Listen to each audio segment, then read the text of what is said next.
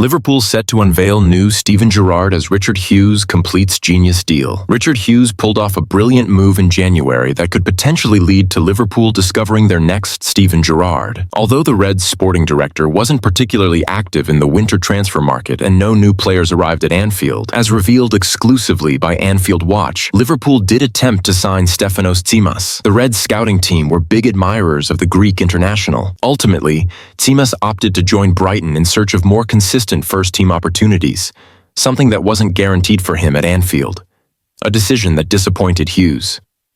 However, not all was lost. Hughes still orchestrated several deals that could prove crucial for Liverpool's future. One of the most significant moves could pave the way for Liverpool to find their new Steven Gerrard. Why Stefan Bajcetic could be Liverpool's next Gerrard.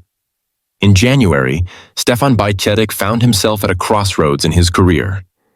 His loan at Salzburg had not been successful. The departure of Pep Lijnders and Salzburg's struggles throughout the season left Bajcetic in an unstable environment, one that didn't foster his growth or development. Hughes made the bold decision to recall Bajcetic from his loan and send him out on loan again, a move that's turned out to be a masterstroke. Bajcetic is now playing for Las Palmas in La Liga, and even in his short time at the club, he's earned praise for his performances. In his most recent match against Mallorca, Bajcetic demonstrated that his best role is as a box-to-box midfielder, scoring his first goal for the club and covering significant ground in midfield. At Liverpool, Bajcetic had often been used as a holding midfielder or even a centre-back during his academy days. However, in modern football, it's clear his ideal position is as a number 8, making dynamic runs up and down the pitch. In that sense, he shares similarities with Steven Gerrard. Early in Gerrard's career, he too was often played out of position, only truly finding his role as he approached his mid-20s. Bajcetic is on a similar path.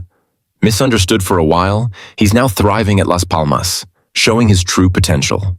It's easy to forget that just over 2 years ago, he became the third youngest player to score for Liverpool in the Premier League, following only Raheem Sterling and Michael Owen. Still only young, Bajcetic has had his share of setbacks, including an injury caused by growth-related issues, a challenge that turned him into a late bloomer much like Gerrard. But just as Gerrard did, Bajcetic's time will come. His talent remains undeniable, and Hughes' decision to send him out on another loan this season seems to be paying off. The latest on Martin Zubimendi. Although the summer transfer window feels like a distant memory, Liverpool's pursuit of Martin Zubimendi still lingers. Zubimendi was their primary target for the midfield last summer, but the Spaniard chose to stay at Real Sociedad, the club he has been with for his entire career. Following the failure to sign Zubimendi, Liverpool didn't pivot to other targets but instead trusted Ryan Gravenberch to fill the role at the base of midfield. So far, that decision appears to be working. Still, Liverpool's midfield needs strengthening, and recent reports have shed light on what it would take to secure Zubimendi this time. Zubimendi's demands of football transfers has reported that Arsenal are closing in on a deal to sign Zubimendi, revealing his demands to make the move. The 26-year-old has a release clause of approximately $50 million, and Arsenal is reportedly offering him a 4-year contract with a wage increase. There is still a chance Zubimendi won't make the move to London, however, as he seeks further assurances before committing. His hesitation stems from lifestyle changes, family relocation, and adjusting to life in England, concerns that are similar to those he had when he turned down a move to Liverpool last summer. At the time, Zubimendi was promised a new contract by Real Sociedad, but it never materialized. The Spanish club has had a tough season and currently sits 11th in La Liga. Zubimendi insists he has no regrets about staying last summer, but a move away seems increasingly likely. With midfield options like Harvey Elliott, Tyler Morton, and Wataru Endo facing uncertain futures, Liverpool could once again attempt to hijack Arsenal's pursuit of Zubimendi. Now that they understand his requirements, the Reds could match the contract Arsenal has put on the table and potentially convince him to make the move to Merseyside after all. Nico Gonzalez has revealed that when Manchester City came calling, he didn't have to think twice about joining the club. The Spanish midfielder has made it clear that he is determined to help Pep Guardiola's side return to their dominant form and win even more trophies. Gonzalez made the move to City from Porto in a $50 million transfer just before the winter transfer window closed.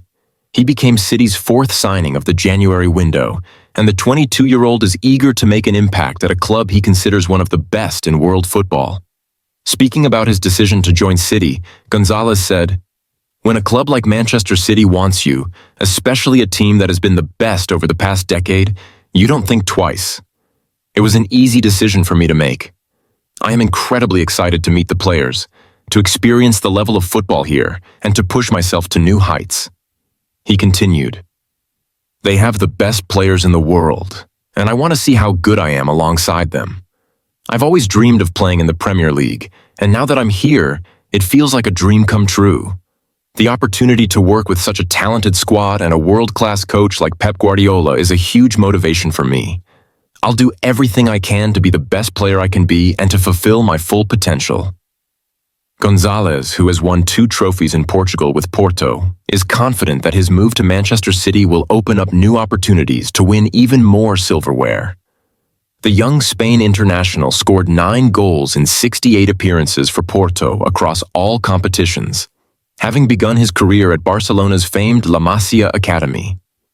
Manchester City is currently sitting 5th in the Premier League table, 15 points adrift of league leaders Liverpool. With a packed schedule ahead, City will face Leyton Orient in the FA Cup's 4th round this weekend before welcoming Real Madrid to the Etihad Stadium for the first leg of their Champions League knockout tie. After that, City will take on Newcastle United at home in the Premier League as they look to make a push for the top positions. Elsewhere, Manchester United's Tyrell Malacia is set to return to his homeland, with PSV Eindhoven securing a loan deal for the left back until the end of the season. Malacia, who was the first signing of Erik ten Hag's reign at United, has faced challenges in regaining his best form after a prolonged injury layoff. Despite making his return to action in November after an 18-month absence, the 25-year-old has struggled to adapt to Ruben Amorim's demanding tactical system. PSV took advantage of the early closure of the British transfer window compared to the Netherlands deadline and swooped in to bring Malacia back to the Eredivisie. According to transfer expert Fabrizio Romano, PSV also has the option to make the move permanent in the summer for around £8.3 million, with Manchester United set to include a 30% sell-on clause in the deal should it become permanent. Amorim recently commented on Malacia's struggles, acknowledging that it has been difficult for the fullback to fit into his preferred system. "We'll see what happens with Malacia," he said. "I know it's tough for him. He's been out for a long time without playing, and it's not easy to get back into form after such a long absence. A player like Malacia, who is primarily a fullback, has played both inside and outside with his national team, but it's tough for him in our system because he isn't as offensive as other players. He can play as one of 3 defenders if we have more possession and control of the game. It's a very demanding environment for him, but he's our player, and we'll continue to support him." United have seemingly prepared for a future without Malacia by securing the signing of Patrick Dorg from Lecce for £29 million in January. The 20-year-old is seen as a strong addition to United's left-wing back options. Dorgu could make his debut in the upcoming FA Cup tie against Leicester City, particularly with Luke Shaw still working his way back from injury. United's acquisition of Dorgu is a clear indication that they are planning for the long term, reinforcing their left-wing back position while giving Shaw time to regain his full fitness. This move has added more depth to United's defensive lineup, with the club's decision to bolster this area of their squad signaling their ambition to maintain a competitive edge in both domestic and international competitions.